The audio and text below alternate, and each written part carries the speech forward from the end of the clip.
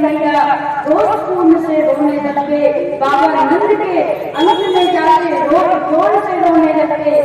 ब्रजवासी कहते अरे नहीं, पूर्ण रूप से मैया को नहीं गया है कि मैया के लिए कृष्ण जन्म का हेतु, इसके लिए भगवान श्री कृष्ण जन्म लिए थे। मातम चोरी की रात ठाकुर जी ने अब आरंभ किया। बोले मातम चोर भगवान की। एक दिन ठाकुर जी अपने सखाओं के संग कदम वृक्ष पर बैठे, तभी ठाकुर जी के 5 सखा मुख्य रूप से बताए गए। मधुमंगल तो कृष्ण, श्रीदामा, श्री कृष्ण आदि 5 सखा गाए गए। श्री कृष्ण ने जैसे ही तो कृष्ण को देखा, कहा अरे सखा, नाक कटवा करके मेरी पूर्ण रूप से ब्रजमंडल में रखी है।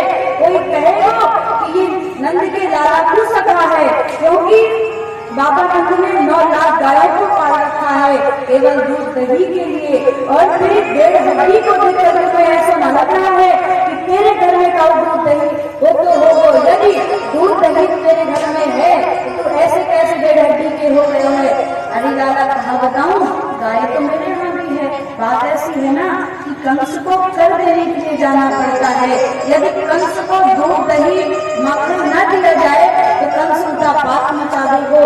और जो उससे धन मिलता है, कैसे मिलते हैं, उससे मेरी माँ परिवार का परिपालन करती है। इसलिए बात ऐसी है कि दूध दही होने के बाद भी मैं उससे वंचित हूँ। इसलिए लाला घर में खाने की कुछ कमी है गई है, इसलिए मेरे शरीर धीरे धीरे डेढ़ हड्डी के होते जा रहे हैं।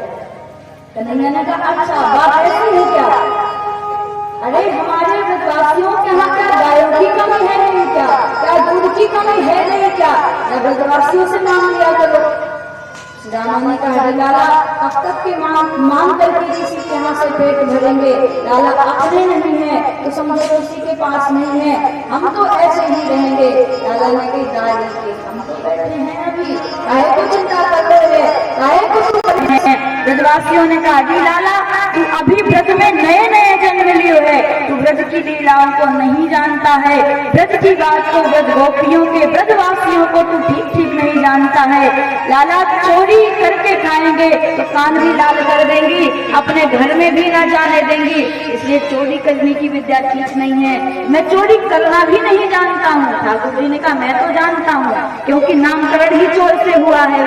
क्योंकि गर्गाचार अगर मैं चोरी न करना चाहता भी तो गर्गाचार्य की मिथ्या भाषित शब्द प्रकट हो जाता कि तुमने कहा है कि कृष्ण चोरी करेगा, तुमने कहा है कृष्ण चीर को चुराएगा, पाप को चुराएगा, नवनीत को चुराएगा।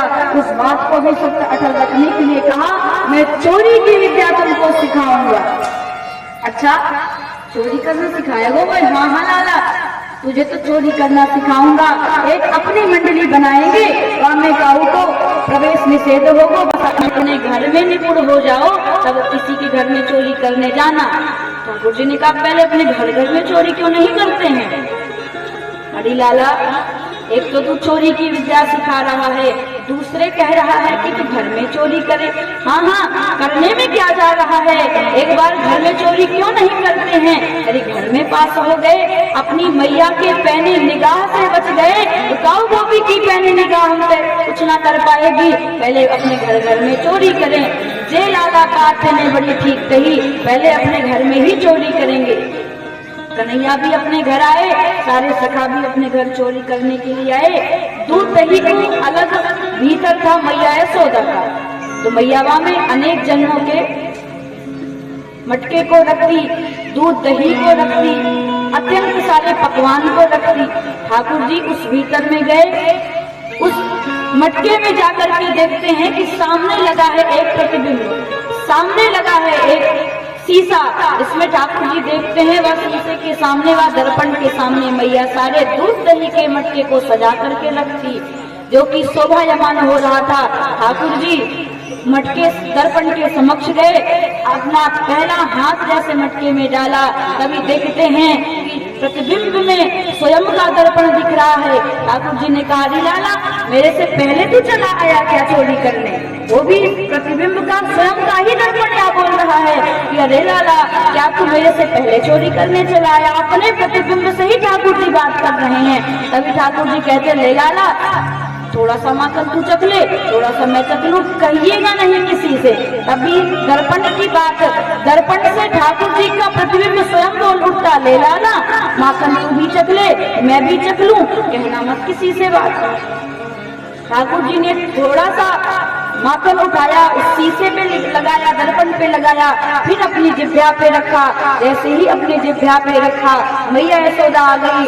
अरे लाला, कहा कर रहे हैं अकेले, किससे बात कर रहे है? कौन आ गया है मेरे भीतर में? या मैं प्रवेश तो निषेध है? अरे लाला, कहा बात है गई, कौन चला गया?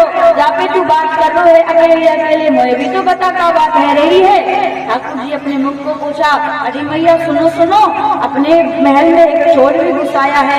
कौन सा चोर? तो कहा, अरे मैया देखो सामने ही बैठा है। तभी प्रतिबिंब से हाथ उठता, अरे मैया देखो सामने बैठा है। मैया मुस्कुराती हैं, अरे लाला, कहा बात है गई, तुम माखन खाने आए हो?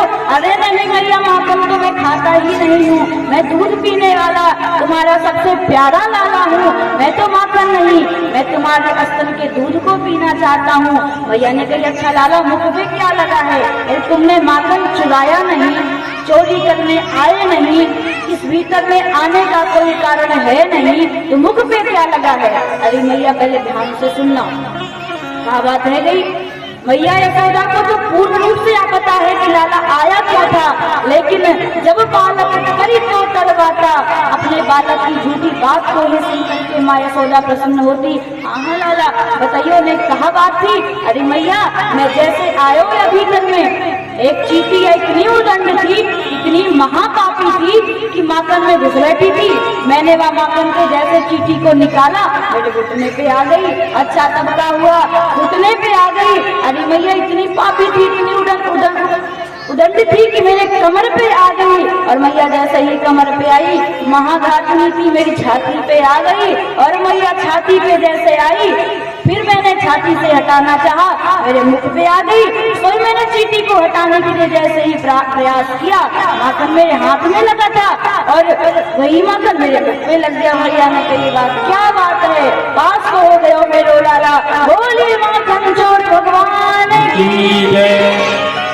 अच्छा लाला, मतलब कि तू बड़े जिम्मेदार लाला है। सत्यवादी हरिश्चंद्र का जन्म दोबारा हुआ है तो ब्रजमंडल में श्री कृष्ण के रूप में हुआ है। बात सही है, बात पक्की है। मेरो लाला जन्म से ही बड़ा जिम्मेदार है, जन्म से ही अत्यंत घर को प्रिय लगने वाला, धन काल में रत होने वाला है। हाँ मैया, मैया यशोदा ने कछु न कहा। अब कल सारे ब्रजवासी दूसरे दिन कदम वृक्ष पर आए। काऊ अपने गाल पे हाथ लगा के आता है, तो काऊ अपने कान पे हाथ लगा करके आता है। और मैया यशोदा के नंद के लाला यशोदा नंदन बैठ करके कदम के वृक्ष पर डाली पर मुस्कुराते हैं। अरे क्या बात है गई, पास हो गए हो कि नहीं अपने घर में? काऊ लाला अपनी पीठ को खोल करके दिखाता, काऊ लाला गाल को दिखाता, काऊ लाला कान को दिखाता।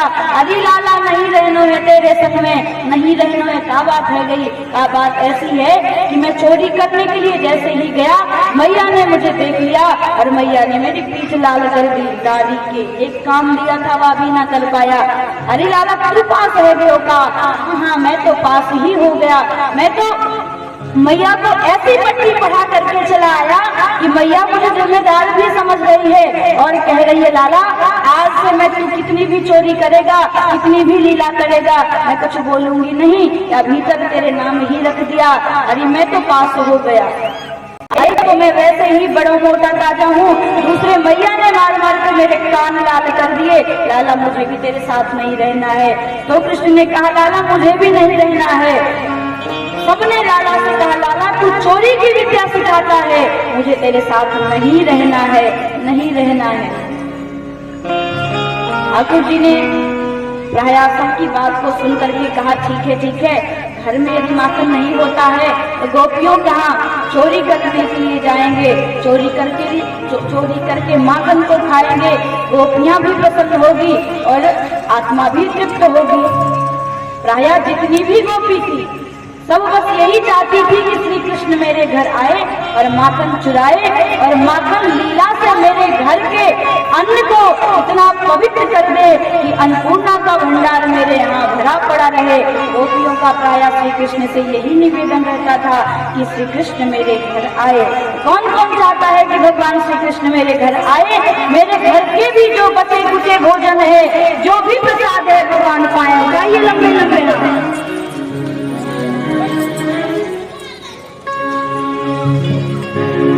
कौन कौन चाहता है उठाइए ना